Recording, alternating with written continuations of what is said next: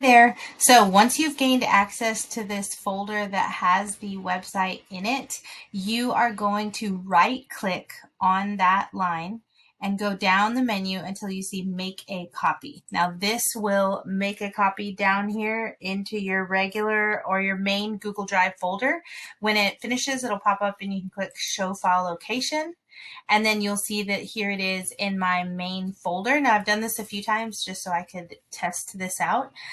Sometimes what happens is you might have, and I did this too when I first started using Google Sites, if you double click, all it's going to do is take you to what that site would look like to the public on the web.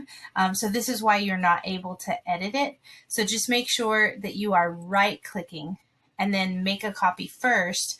And then I'll show you after you do make that copy, then when you find it in your main Google Drive folder and you double click, then it should pop up in the editing format where now you are able to go ahead and change things. You can change text, you can change headers, you can look at the different pages that the site has.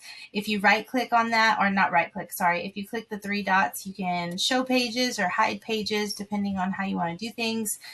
You can drag them over so that they kind of fall under different headings. If you have any questions about Google Sites, I can share with you everything that I've learned because I manage it for our grade level. And I've been using it for several years now, and we just really, really like it. So thank you so much for supporting our store. And if you have any more questions, I would absolutely love to help out so that you can communicate for school. Thanks. Bye-bye.